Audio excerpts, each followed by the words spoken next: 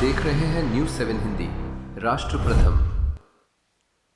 अयोध्या दौरे से पहले कांग्रेस प्रदेश अध्यक्ष अजय राय को कथित तौर पर नजरबंद किए जाने पर सियासत तेज हो गई है। उत्तर प्रदेश सरकार के मंत्री अनिल राजभर ने प्रशासन की कार्रवाई का समर्थन करते हुए कांग्रेस पर माहौल बिगाड़ने की कोशिश का आरोप लगाया है। वहीं कांग्रेस नेता नाना पटोले ने सरकार पर सच छिपाने और विपक्ष की आवाज दबाने का आरोप लगाया है। अजय राय को लेकर दोनों दलों के बीच आरोप प्रत्यारोप का दौर तेज हो गया है।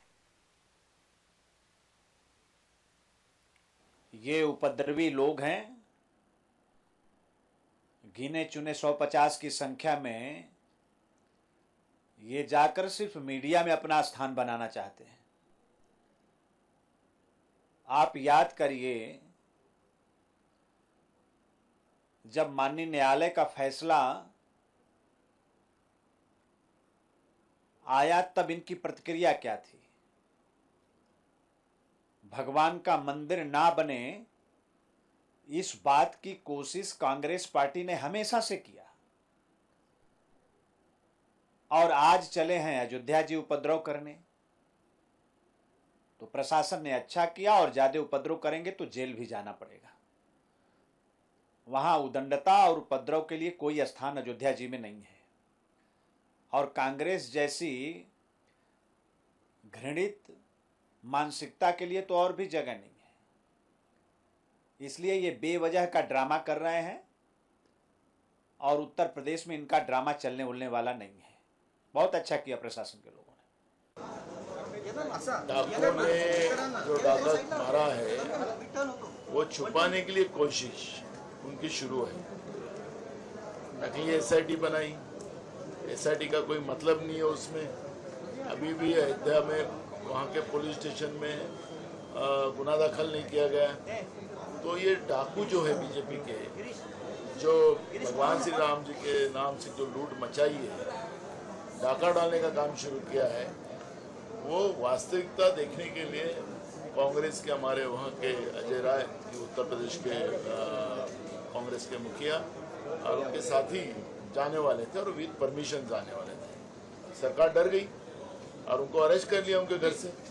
तो इसका मतलब यह है कि चोर के दाढ़ी में तिनका है, और ये वास्तविकता जनता के सामने नहीं आने देना चाहते हैं।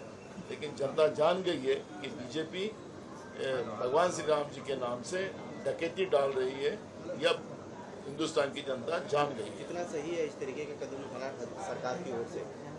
ये तो है ना, चोरी छुपाने के लिए, डाका छुपाने के लिए ये डाकू लोगों ने उस तरह का काम किया है।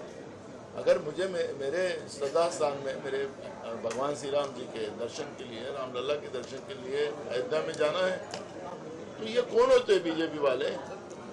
क्या भगवान श्री राम जी को हमने लाया ये बताते हैं? अरे भगवान श्री राम जी ने तो हमारी ये दुनिया बनाई है, लेकिन ये खुद बोलते कि हमने भगवान श्री राम जी को लाया, भगवान राम को लाया है। तो ये इतने ऊंचे और इतना घिनौनी राजनीति आज हिंदुस्तान में बीजेपी कर रही है, नरेंद्र मोदी की सरकार कर रही है, और बीजेपी पूरे उस तरह से देश की जनता के साथ व्यवहार। ये उपद्रवी लोग हैं।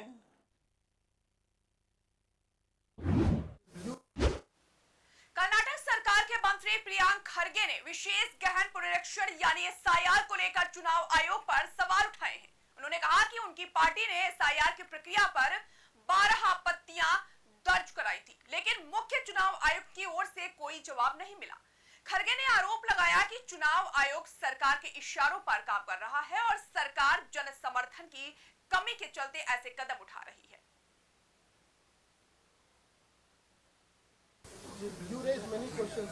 See, very clearly we have raised 12 objections to the way SIR is conducted. We were expecting the CEC to reply to what our Chief Secretary has written, but unfortunately they have not done so. We will evaluate. We have asked legal questions, constitutional questions. We are asking them on the entire, that they revise their entire process, make it transparent, ensure software audits are done transparently, ensure the entire process is done transparently. But unfortunately they have chosen not to reply. We'll see what to do in a couple of days. There is no transparency in this, sir. Why do you See, the Chief Election Commissioner and the Election Commission are puppets in the hands of the government.